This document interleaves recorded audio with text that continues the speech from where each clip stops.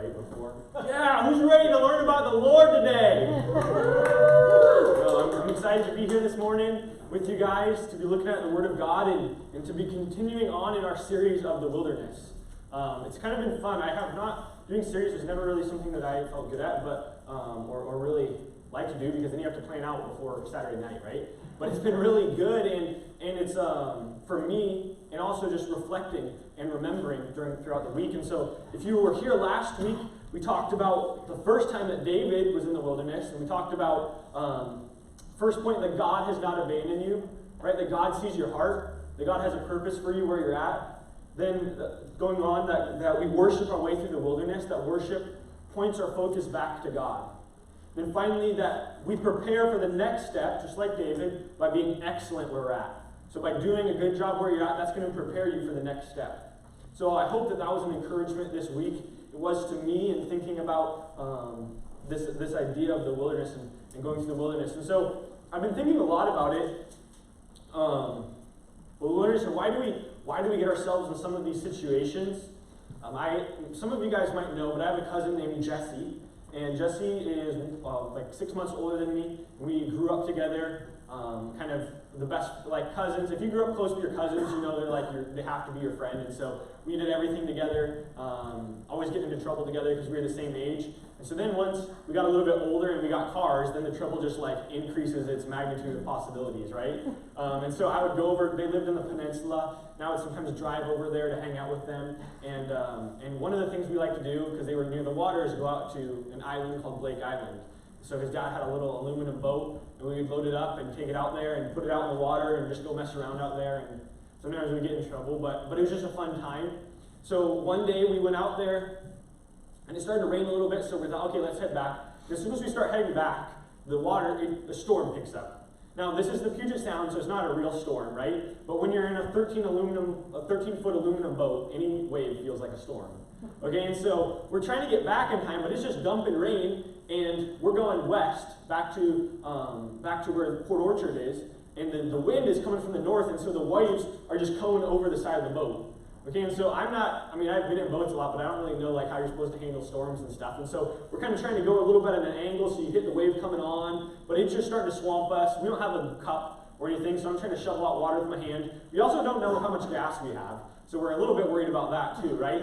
And so the rain's coming down, and I'm kind of like, well, I hope the Coast Guard's out here because I think we're about to sink. And it wouldn't be the first time the Coast Guard picked us up, and so so we're out there just trying to get back, and right when I think, all right, this wave is going to take us out, we begin to come into the part where the pier kind of dampens down the waves a little bit, doesn't have as much time to build up. So they're still coming, but we're able to get back, and we're swamped full of water. We get the boat up on the trailer, and we get out of there. We're sitting in the car laughing about it, about how we almost sank his dad's boat and got in a lot of trouble, right?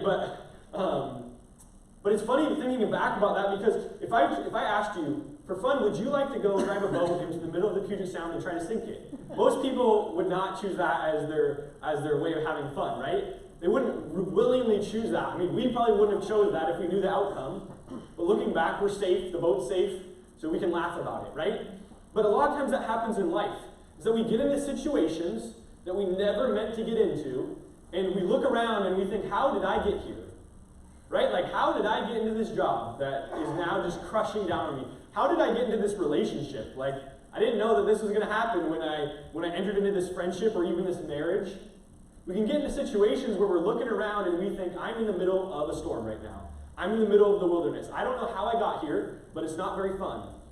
And so, we know that happens in life.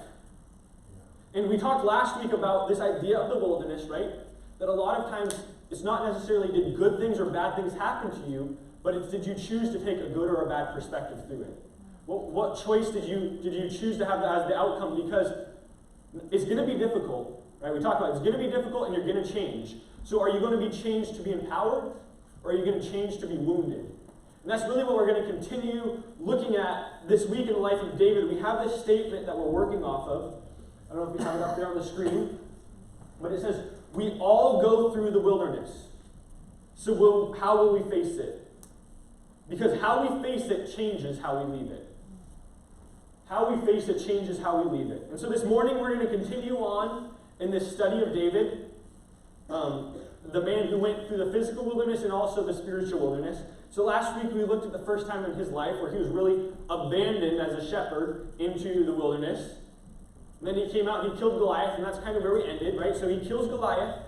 The story's going to continue on. Spoiler alert, he goes back into the wilderness. This time it's not a wilderness of abandonment, but it's a wilderness of persecution.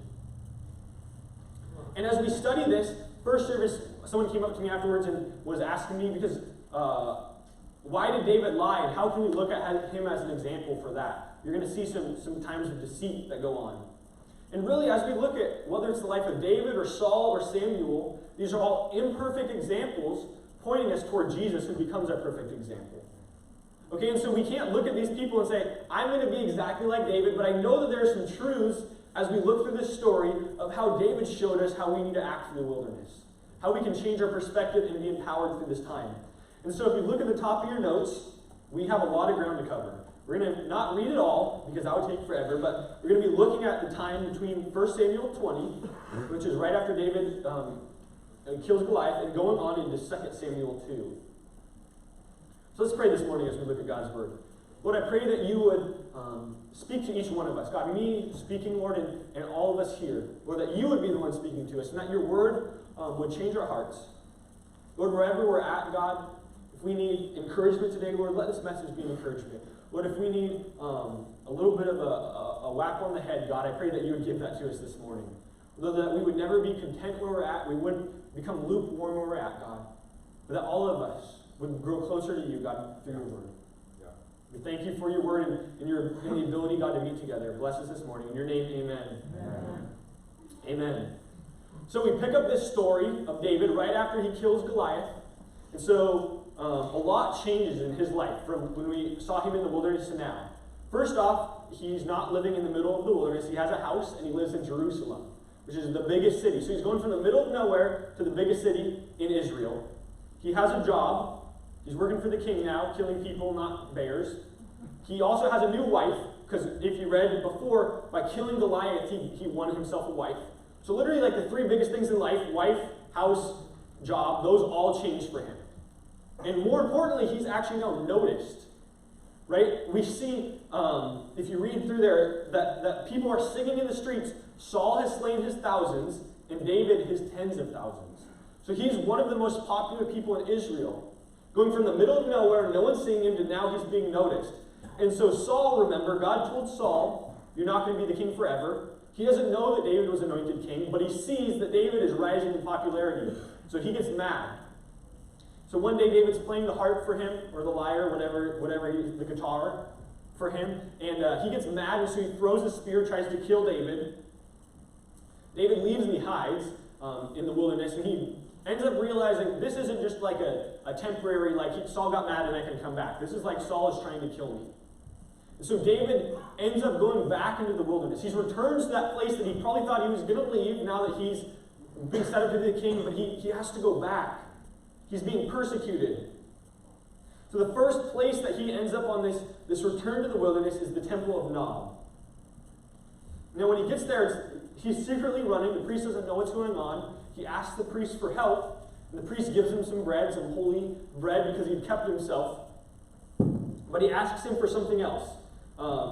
He asks him for a weapon. He says, hey, do you have any weapons around here? And in verse 9 of chapter 21, 1 Samuel, the priest says, the sword of Goliath, the Philistine, whom you killed in the valley of Elah, is here. It is wrapped in cloth behind the ephod. If you want it, take it. There is no sword here but that one. So this first point, if you're following along in your notes, is that our past prepares us for the wilderness. David's past of him killing Goliath prepared him to step back into the wilderness. Because the first thing that he comes into contact with, he says, hey, I need a weapon. What weapon does he have? He has the weapon of the sword of Goliath. Now, David's response when he sees it is he says, there is none like it. He picks up the sword and says, there is none like it. And I think this has some significance to it in multiple ways. First off, remember, this sword is from Goliath, the giant.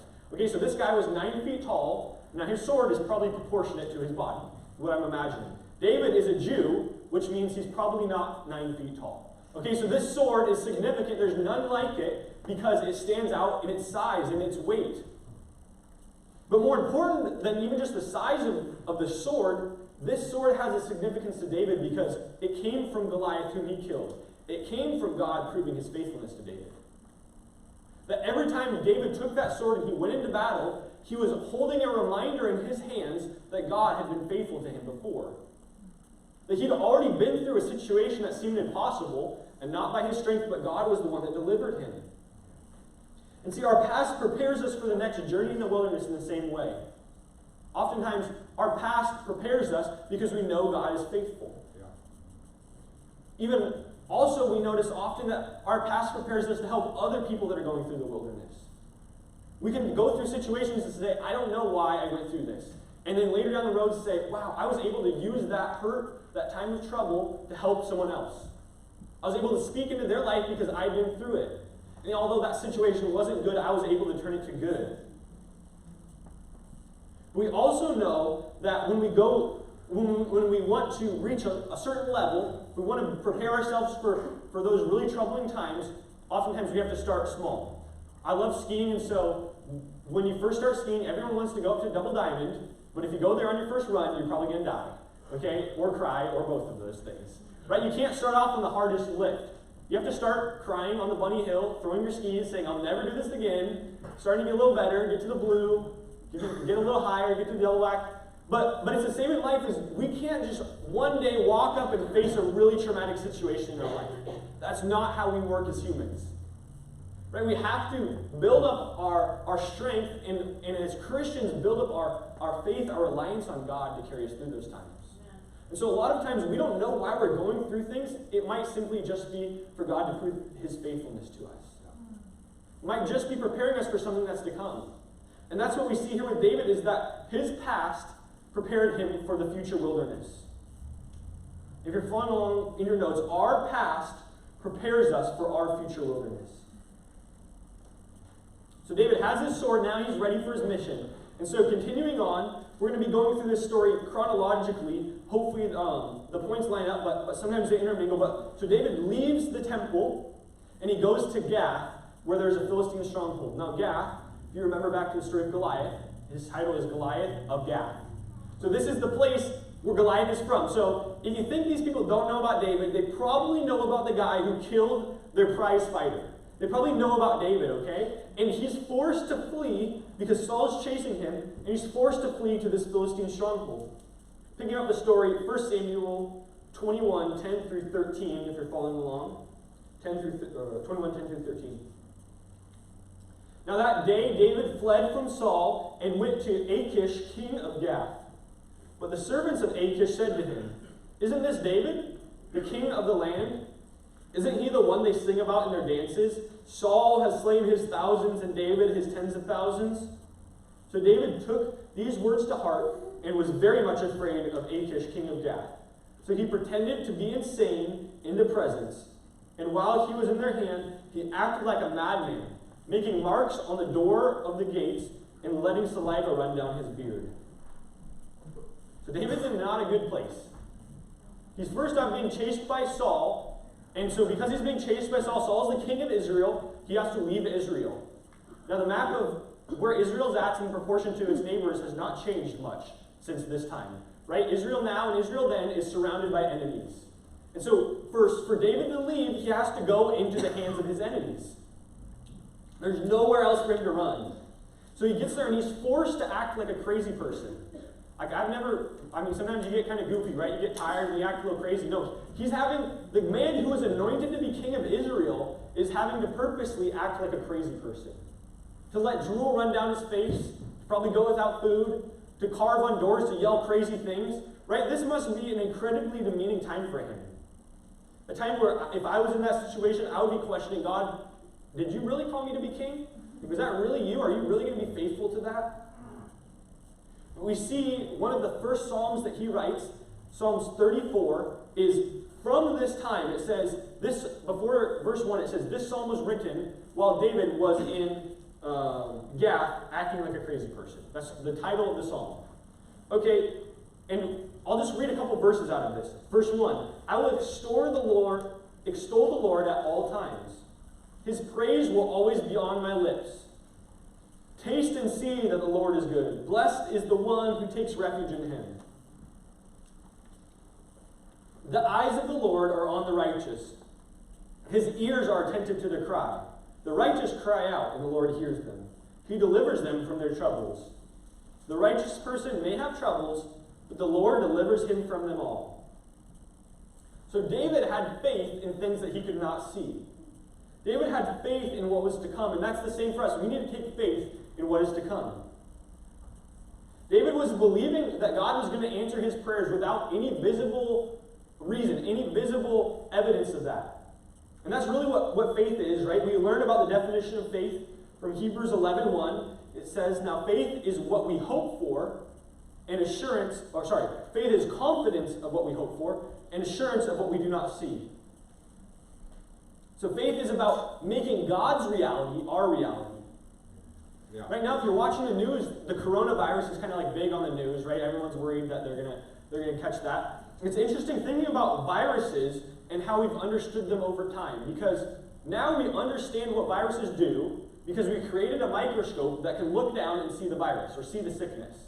But before we had that technology, we couldn't see the virus, right? And so what did people do? When there was the Black Plague, people created masks, but they didn't have any filtration or anything that kept them from getting sick. It was to scare away the spirits that were hurting people.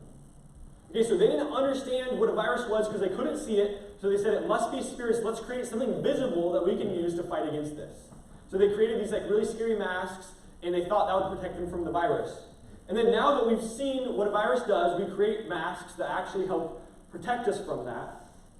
But it's the same with God's reality. Sometimes we focus on the things that we can't see, and we don't believe that there's anything else out there. Right? The same way that people didn't understand what a virus was or believe that it was a little tiny thing they couldn't see, it was because they couldn't see it. It's because they couldn't picture it. And so that's oftentimes our problem with God. Is we have these promises that he's given us. David was promised to be king, but if he looked around him, he could not have a visible example of what that was. But he chose to have faith. His faith was not in the visible, but he chose to change his perception to see things the way that God saw things. And that's our call too, that if we want to have faith in these times, we don't have faith because, oh, I see this is an option of a way out, or I know this is my backup. That's not faith. It's called planning, and that's good. But our faith really comes from when we operate off of a reality that we can't see, but operate off of God's reality. So David continues on. He leaves this Philistine camp, and he goes to the caves of Adullam. And in 1 Samuel 22:2, we read this verse. So he's in this cave. It says, all who were in distress, or in debt, or discontented, gathered around him, and he became their commander. About 400 men were with him. That is not a very uplifting verse. You read that, right? Like David is already in the depths of it. He's already running not only from Saul, but from the Philistines. Then he gets alone, and he is surrounded, and it says, those who were in distress, so all the people with the problems, the people in financial issues, and just the people that were annoying to be around, the discontented, the complainers. I don't know if you've ever felt like that, right? You're already going through it, and then you just get a bunch of complainers around you, a bunch of people that are really hard to be with. Or the worst is when you're trying to get a job done, and you're like, this job is really hard. And they're like, here, let me help you. Let me give you someone who's actually going to make this job harder. That's where David's at right now, right? Like he's got that person who's supposed to help him. These people are supposed to help him, but they're just making it worse for him. And so David's gathering these group of rejects, and Saul hears about it, because now there's a big group of people. He hears about this gathering. So he gets his army together, and he sets out to go find David. He sets out for this region. And so while Saul gets all of his army together, right? And while he's pursuing David with this army, the Philistines see this as an opportunity. So Saul is chasing David. The Philistines go and attack all of the towns that are left undefended. So as king, as leader of the army, Saul is supposed to be the one that's protecting people. It's why you pay taxes, right? Like the government is supposed to give us police and army to protect us. That's why we see governments, but Saul is neglecting his duty because of his rage, because of his anger. He's so engrossed in his pursuit of David that he forgets what he's supposed to do. So he's chasing these people, and David ends up seeing these towns being attacked. And David, while he's being chased, takes his group of people and goes and kills all the Philistines. So he's actually continuing on this job that he was supposed to do. He saves Israel. And that's kind of our third point here, is that David kept on doing his job through the wilderness. If you're following along in your notes, the wilderness is not an excuse to quit your job, to quit your calling. Because David continued on doing what he did before he was hunted by the king. Before Saul was mad, what was David doing? He was a warrior. He was a protector of Israel. I would think, in my mind, if my boss was trying to kill me, that I am no longer responsible to complete my job.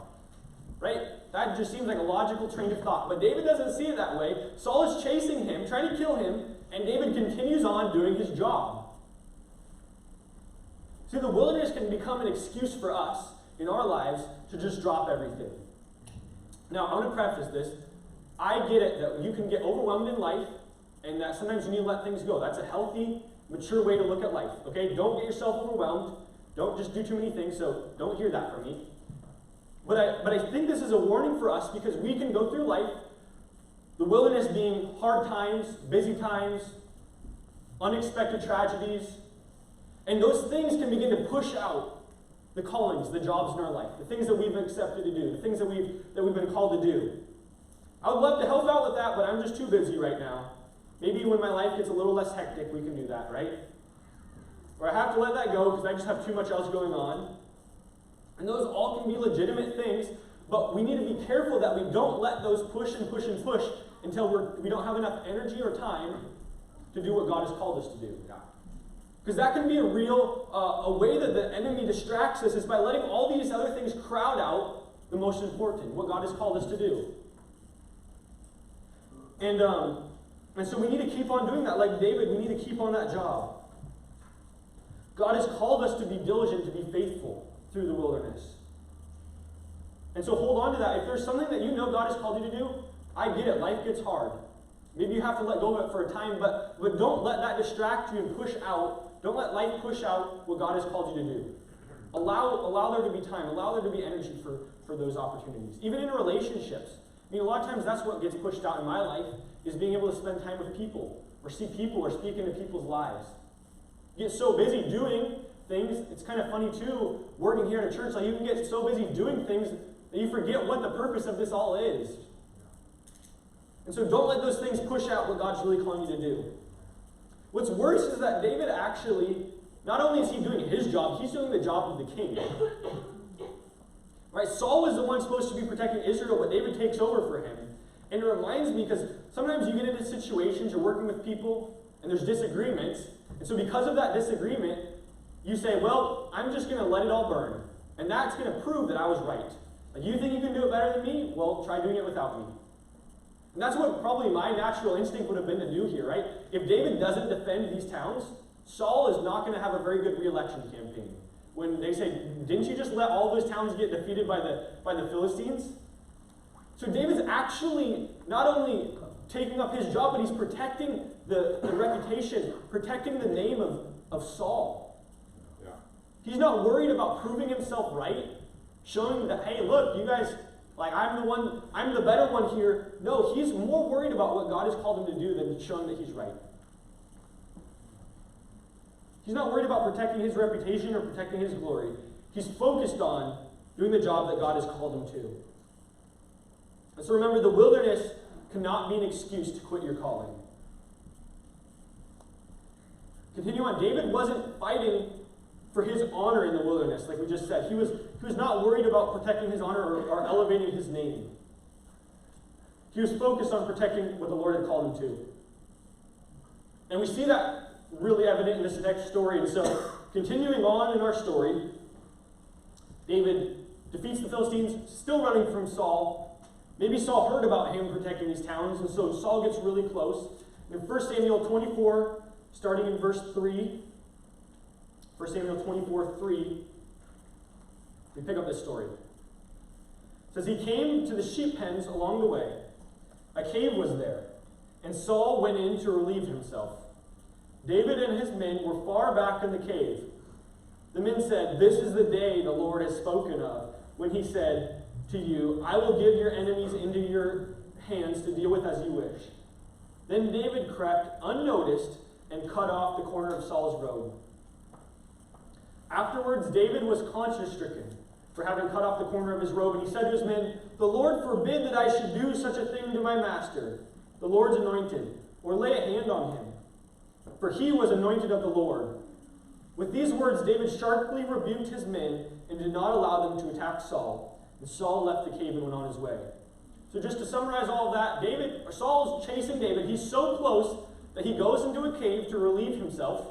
I'll let you deduce what that means. Okay, but he's in a very vulnerable situation. And David is in the back of this cave, and he comes up and cuts off a corner of his robe, just to show him how close he was, that he could have killed him. And his men are trying to egg him on, saying, "Hey, David, this is a perfect opportunity to kill him." But David knew that there was a difference between an opportunity and the calling of the Lord. And for us, David knew that there was a difference between the good and the godly. There's a difference between something that's good, a good opportunity, and what God is calling us to do. If you're following along in your notes, that's number 5 there is, God is always good, but the good is not always God. There's a difference here. See, David's men thought that killing Saul would be a righteous act. In my mind, in the way that humans would work things out, it seems like God was setting David up to be able to kill Saul and take over the kingdom. Right? If he kills Saul, the hunt's over, David's king, the whole nation of Israel is in a better place. That's what these people are trying to tell him. David had been anointed king. He'd been promised by God. Looked like this was a good opportunity for him, if you're coming at it from human understanding. But David knew that opportunity did not mean that God was calling him there. And this is something we really forget a lot in life, especially in the U.S. or even in Washington, a place so full of prosperity. There's so much good around. And we as Christians need to understand that good is not God. I've heard a lot of people come into job or praying for jobs. They come into that job and they say, "God gave me this job." Pretty soon that job becomes hard, and they forget that God gave them that job. They might see a better opportunity down the road, and they say, "Well, that's good. I'm going to take that opportunity. That must be God." Even in relationships, right? I'm a Christian. They're a Christian. God likes marriage. It's a good opportunity. Must be God. It's easy for us to rationalize these things and say, "This is good. I don't see why God doesn't want good things from us. It says in the Bible He wants good things. So why wouldn't it be logical to deduce that this is what He wants for me?"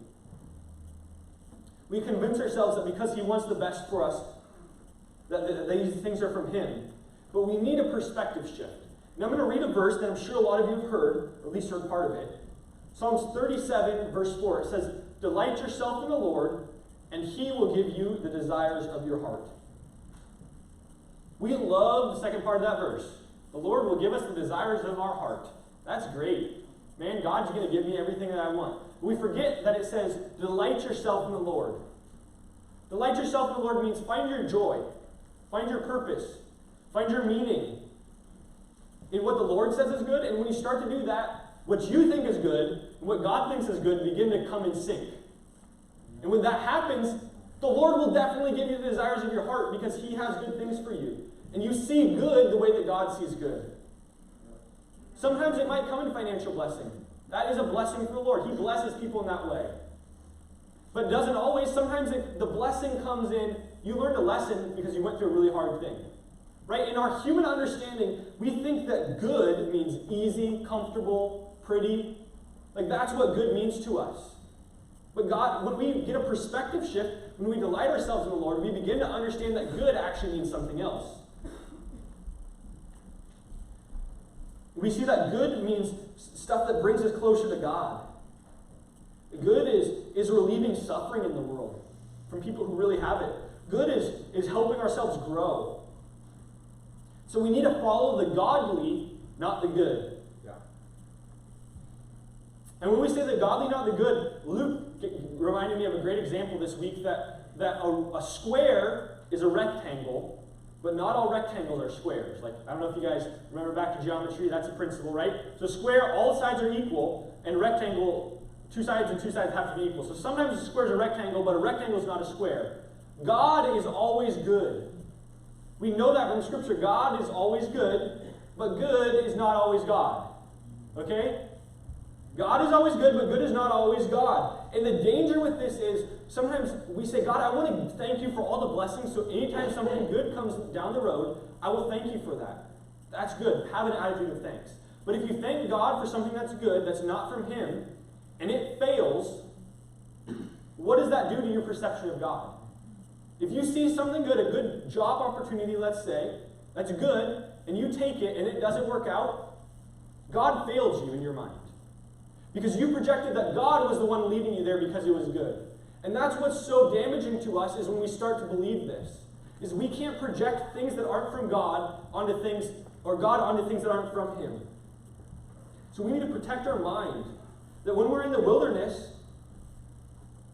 the good would be to get out. David could have got himself out of the wilderness by killing Saul. If you think about it, he could have got himself out. Kill Saul, he's out. It's good opportunity. But he wasn't responsible for getting himself out. We see this with the Israelites. When they left Egypt, it took them 40 years to get to Canaan. It's not that far of a walk. God could have gotten them out any day He wanted.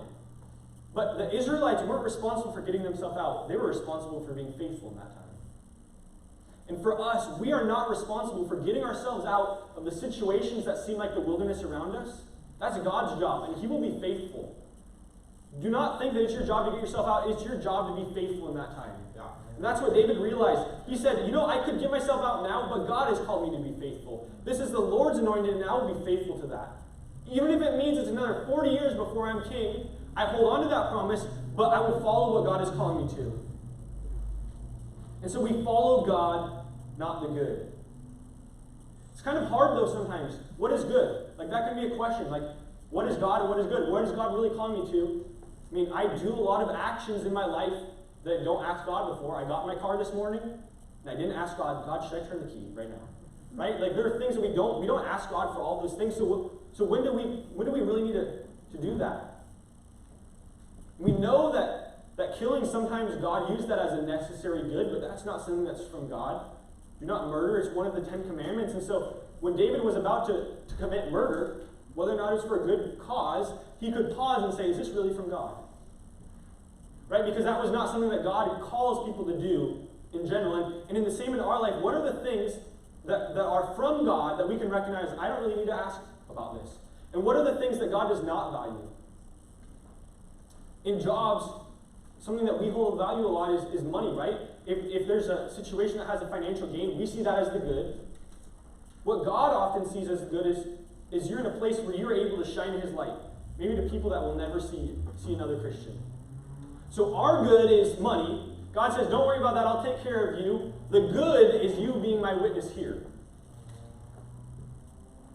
And so we need to begin to change our perspective, change how we view good. So we continue on in the story. David almost kills Saul. Saul says, all right, you got me, I'll leave you for a little bit. And so there's a time of peace. And David enters the land of a man named Nabal. Now, it's an amazing story. We're not going to read it. Long story short, Nabal gives David a reason to kill him, and David doesn't. David says, I'm going to have mercy on you. He doesn't kill him. And then the Lord kills him for him. Okay? So we're going to pick up in 1 Samuel 25:39. It says, 1 Samuel 25:39. I'll give you time to go there if you're following along. It says, when David heard that Nabal was dead, he said, praise be to the Lord, who has upheld my cause against Nabal for treating me with contempt. He kept his servant from doing wrong and has brought Nabal's wrongdoing down on his own head. See, if David would have gotten revenge, it probably would have been wrong for him. He would have had guilt because of that. If David was the one that took that revenge. But God protected his honor. And I struggle with this a lot in my life. Right? I love things to be fair. Who likes it when things are fair? Right? Any I don't know, Pharisees out there, I guess? That's what you call them. You like things fair? I'm in that boat. I value fairness and justice, right? Like, everything will be equal. And so as Christians, we struggle with this, but the problem is we begin to take revenge, we begin to say, you hurt me, I'll hurt you. That's the way of the world. The way of the world is people getting justice, which is really revenge, and the world begins to destroy itself. And so Jesus came and had to enter and say, you guys got it all wrong, this is how you view justice. 1 Peter 2:23. Peter's talking about when Jesus was on the cross. He says, when they hurled their insults at him, he did not retaliate. When he suffered, he made no threats. Instead, and listen, he entrusted himself to the one who judges justly. He entrusted himself. David was not worried about protecting his reputation, about protecting his life. He said, God, I'm going to leave it up to you, because you are the one who judges justly. You know, maybe it would have been the same outcome whether David killed Nabal or the Lord did, but it was very different on David's conscience. And it was very different on how David was able to trust the Lord. David left it to the one who judges justly. It was a repeating, practicing, trusting the Lord, and also practicing forgiveness in his life. Right? When Peter comes to Jesus, he says, how many times should I forgive? 7 times? He says 70 times 7, or just don't stop forgiving because I've forgiven you so much, how can you ever limit the amount of forgiveness you give out? That really goes along with this, that as we trust God to be fair, as we trust God to be a fair judge, we also need to practice forgiveness. Yeah. Because if I say, God, I leave it to you, and my prayers are full of my thoughts about, God, just get revenge on that person. What is that doing to my prayer life? My prayer life is not about me focusing on God, it's about me focusing on the problem. It's about me building up bitterness and resentment into my heart. And so, forgiveness goes hand in hand with trusting God to be the perfect judge. Yeah. Going on into chapter 27 of 1 Samuel, we're getting close to the end of the story here. This is one of my favorite parts.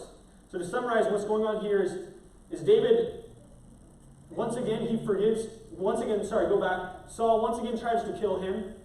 David spares his life. And so Saul lets him go again, and so David finds himself in chapter 27, once again in the city of the Philistines, and he says, hey, can I be here with you guys? And they've seen that Saul's been chasing him, so they know he's not a friend of Israel, so they say, yeah, stay here with us. They don't know if they can trust him, though. So Saul's there with his group of discontented, in-debt people, remember, these ruffians, and they need a way to get money, so what do? They go out and they go raiding. Now, they have 2 options here. They can either raid Israel or raid the Philistines. Now, if you're living with the Philistines, it makes sense that you're going to be safer raiding the Israelites. But what David does, because he honors God and he honors still that job of being the protector of Israel, he goes out and he goes to these Philistine towns and kills everyone. It says they did not leave a single person alive. It's pretty brutal what goes on here. He kills everyone, he takes everything from them, comes back, and as he enters back into the city, the Philistines say, hey, where did you get that from? He says, oh, I was out raiding the Israelites. And so then they trust him even more. They're like, wow, this guy really is on our side because not only is he running from Saul, but he's attacking our enemies. Little do they know, he's working behind the scenes and killing all these Philistines. Whenever they found out about that, it was probably David was dead. Right? If they ever found out what was really going on, but instead they actually began to trust him. And so someone from First Service says, how can David lie to him, like if he's an example? That was a question I got. I mean, that's a bigger theological question. But the important part here is that in the midst of the wilderness, David never quit fighting for the mission that he was given. It didn't matter if he was running from Saul, right? We saw him protect Israel. He was running from Saul. And then now he's in the middle of the Philistine camp. It's hard for me to imagine what it's like to be in the middle of an enemy camp. Right? Like we see it in movies, but what would that have been like, psychologically even? To be surrounded by your enemies.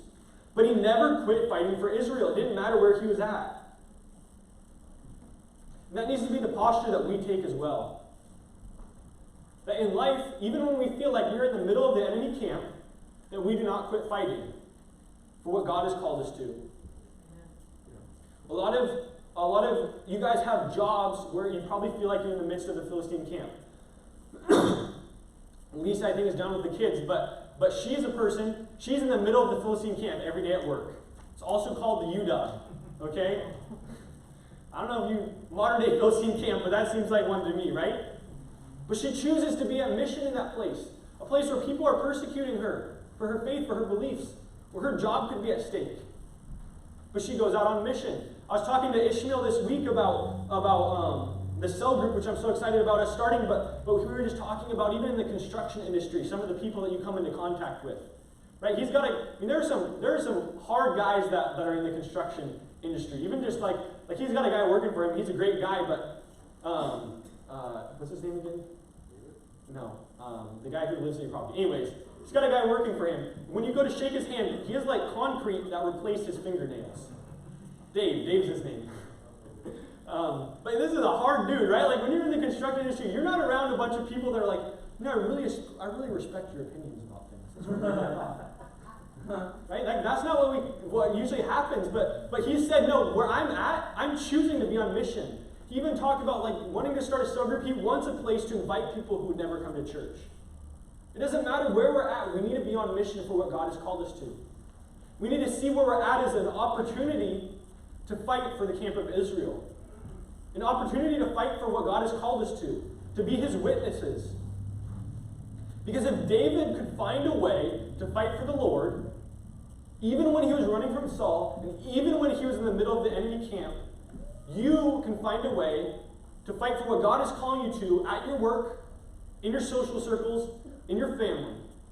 You have that ability. Because in the midst of the wilderness, we need to never quit fighting for what God has called us to.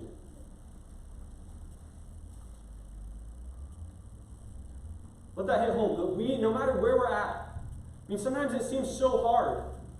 We had a great report this morning from Subhashini.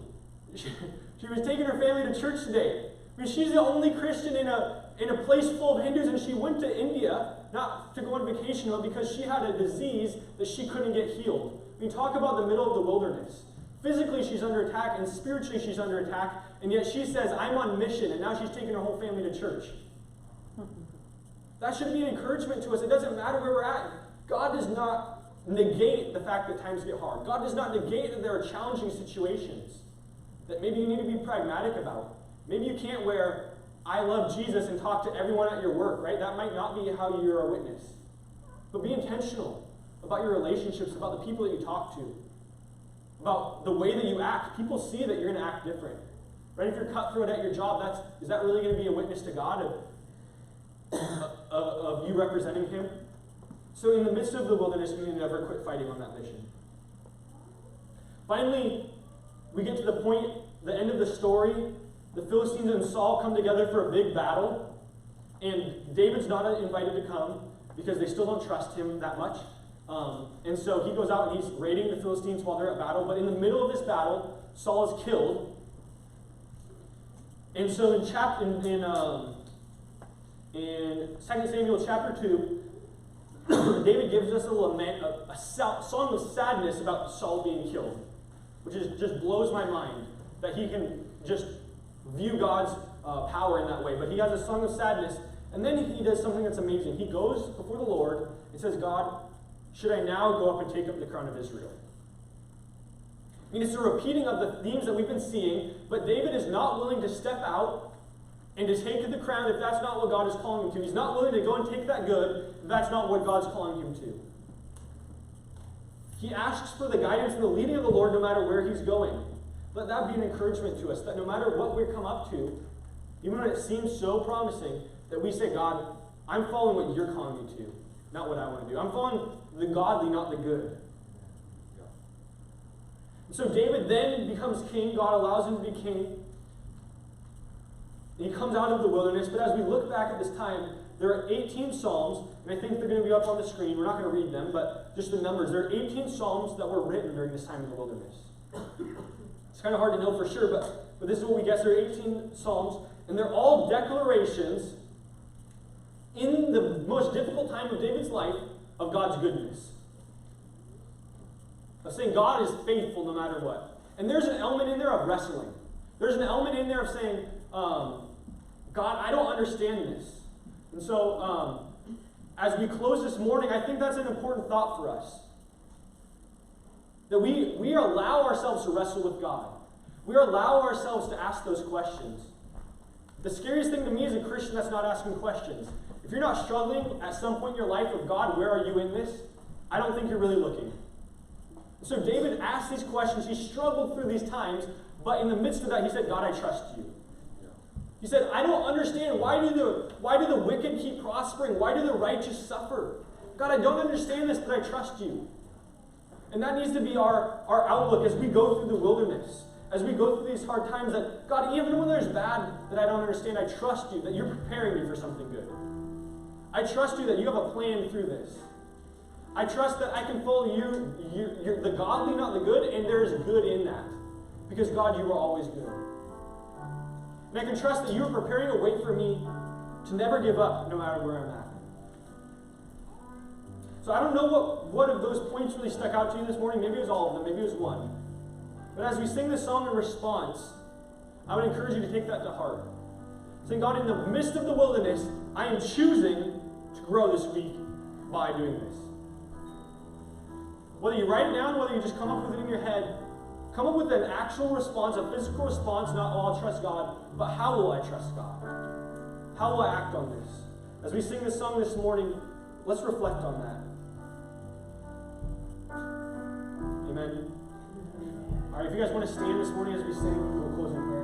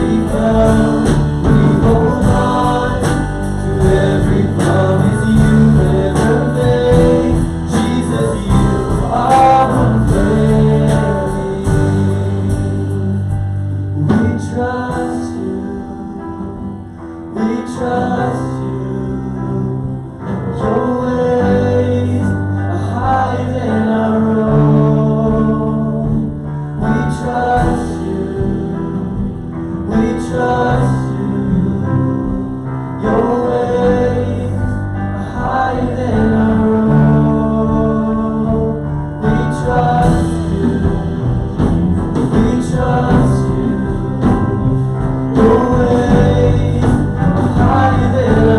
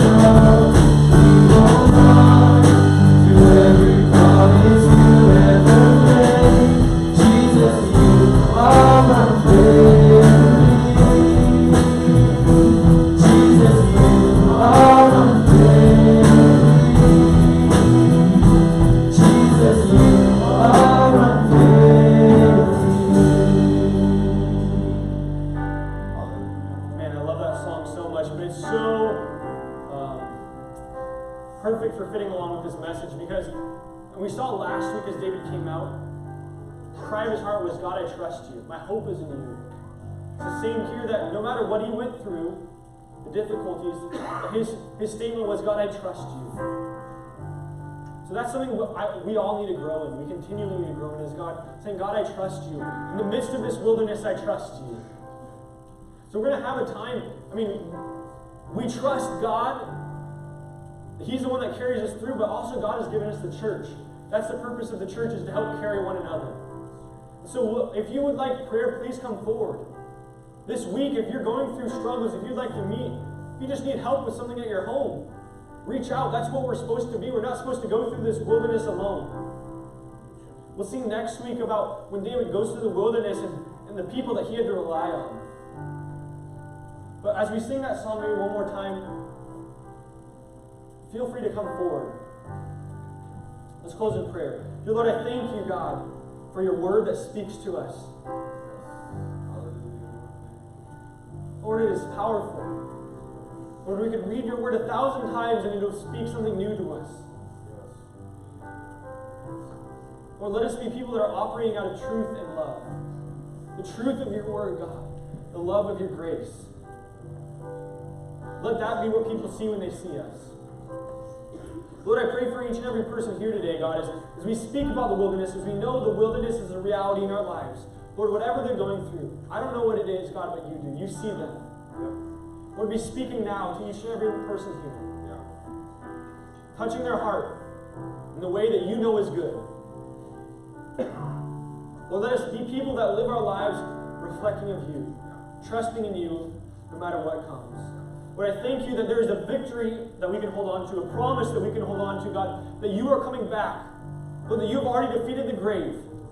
And we can hold on to that promise, God. And so this week, let us hold on to that promise. In your name, amen. I want to close with this blessing, whether you stay or whether you leave. It comes from Ephesians 6:23, and I just want to pray this over us as a church today. Peace be with you, my dear brothers and sisters. May our God, the Father, the Lord Jesus Christ, give you love and give you faithfulness. May God's grace be upon you forever. And may he go with all who love our Lord Jesus Christ. Amen. Amen. So let's go forth with that blessing, believing that we can leave this place fulfilled by the love of our Lord Jesus Christ. Amen.